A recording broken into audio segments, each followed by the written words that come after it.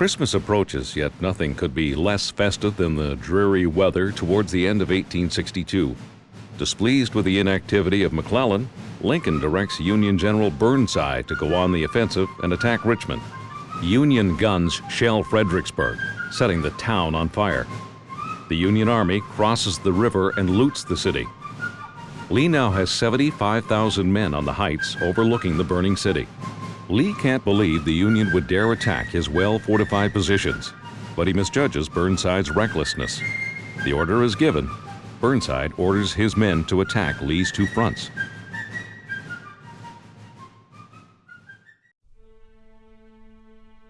In the south, the enemy line is broken, but J. Early's division saves the day for the Confederacy, and the Union Army is repulsed. In the north, brigade after brigade attacks Mary's Heights, the bluffs overlooking the looted city. 14 assaults are beaten back before Burnside realizes his folly. That night, the temperature drops below freezing. Survivors build shelters with the bodies of the dead. They are encamped there all night and the rest of the next day before they are ordered to withdraw. Openly weeping, Burnside wants to personally lead a new charge, but his officers talk him out of it. The slaughter is horrendous. The Union loses 12,600 men, the South 5,300. Lee remarks, "Fortunately, war is so horrible. Otherwise, we could fall in love with it."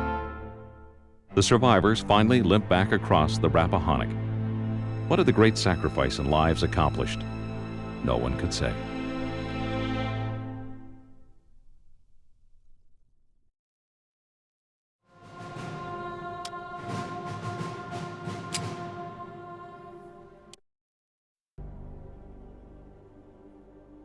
July 1863.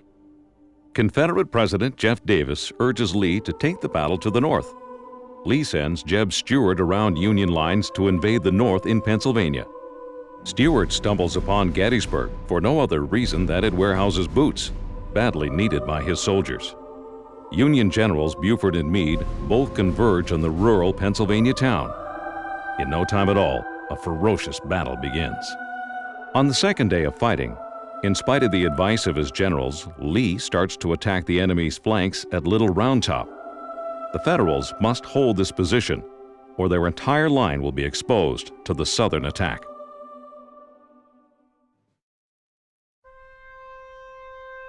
The third day of battle is no less fateful. Sensing victory, Lee orders General George Pickett to charge an open field, where behind a stone wall the Union Army holds Cemetery Ridge. At 2 p.m., Pickett begins his charge with 13,000 men. Red flags wave and bayonets shine in the July sun. It's an unimaginable slaughter. Single cannon blasts from the Union side kill a dozen packed-together bodies at once. The Confederates reach the stone wall at one place only. They are all captured or killed. Taking full responsibility for the disastrous charge, Lee will never again attempt to invade the North. 6,500 Confederates die or are taken prisoner. All in all, 51,000 men on both sides are killed during 3 days of warfare. Despite Lincoln's urgent pleas, Meade refuses to attack the retreating army. His own troops are too exhausted. No one knows it yet, but it's the beginning of the end for the Confederacy.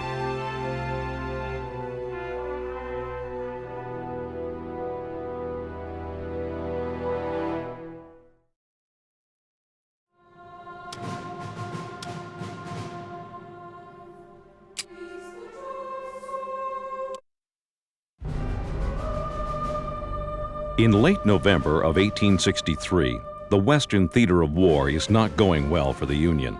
After a crushing defeat at Chickamauga Creek, the North withdraws back to Chattanooga. Remarking that General Rosecrans looks stunned and confused like a duck hit on the head, Lincoln replaces him with Ulysses S. Grant. Southerners hold 3 key positions overlooking the city. General Hooker attacks the South's left flank, Sherman the right. Losing his way in the mist, Sherman charges in the wrong direction.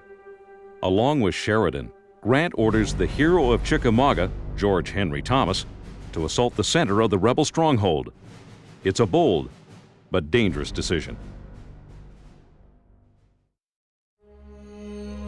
After capturing Lookout Mountain, General Phil Sheridan of the Union is so emboldened that he attacks the South's next stronghold, Missionary Ridge, without direct orders to do so. No matter. Nothing the Confederates can do is able to stop him. They withdraw after taking enormous losses. It's a great victory for the North, and the glory goes entirely to Grant, solidifying his hold as Lincoln's top commander. The South will not recover from this stunning defeat, which brings about Bragg's dismissal and opens up the path to the Southern heartland.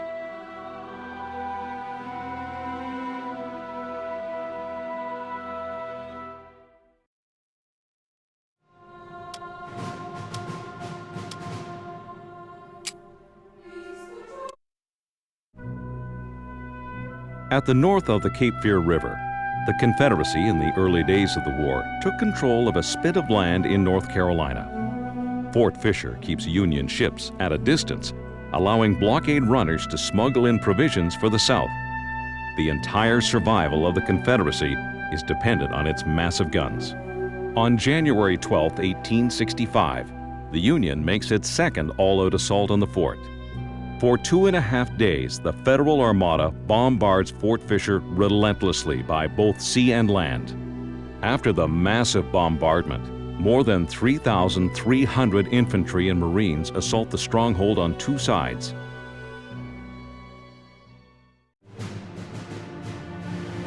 The assault on the west side of the fort is victorious. After several hours of horrendous hand-to-hand combat, the rebels call it quits, with only a small contingent retreating to Fort Buchanan. It doesn't take long for them to surrender as well. Wilmington, North Carolina is taken within weeks.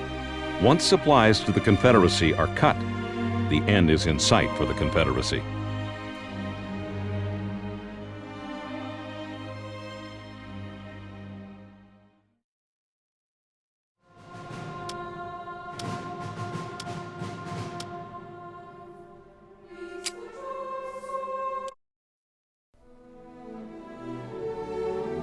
In the spring of 1865, as Southern forces suffer large casualties and a draining of supplies and resources, General James Wilson hopes to deliver a knockout blow in Selma.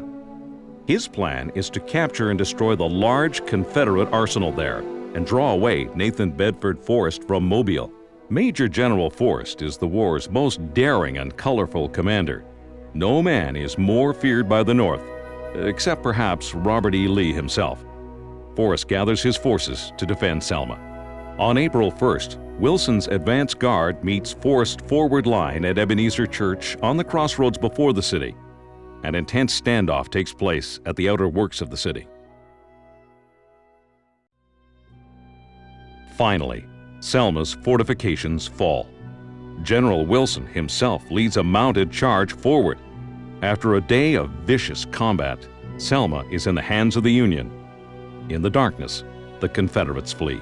Badly wounded, General Forrest barely escapes by swimming across the Alabama River.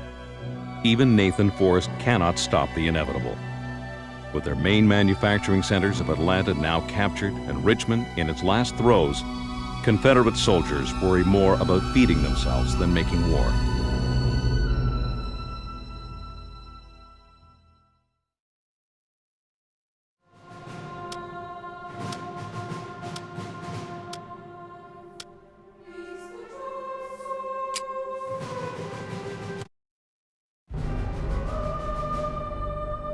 A city on the south side of the Appomattox River, Petersburg is the South's last stronghold between Grant's army and Richmond, the capital of the Confederacy. In June of 1864, the Federals attack. Lee knows he cannot ultimately win, but has no choice but to defend the city. A long siege begins. Union forces lay siege for 9 long months. The Confederates build massive entrenchments to beat off the superior Northern forces. On April 2, 1865, Federals make a breakthrough into the city. In Petersburg, everything burns, and every street captured must be paid for in blood. finally, the Union makes its way towards the last point of Confederate resistance. Broken, Lee's army is finally forced to retreat. President Davis is in church when he receives a message from Lee that he can no longer hold Petersburg. Richmond must be evacuated. This terrible war that divided neighbor from neighbor and tore families apart is close to its bloody end. After losing well over 100,000 men in this battle alone, Grant has done what no other Northern general has achieved. From now on, the country is finally able to look towards the future and begin the great healing process that will unite the nation once again.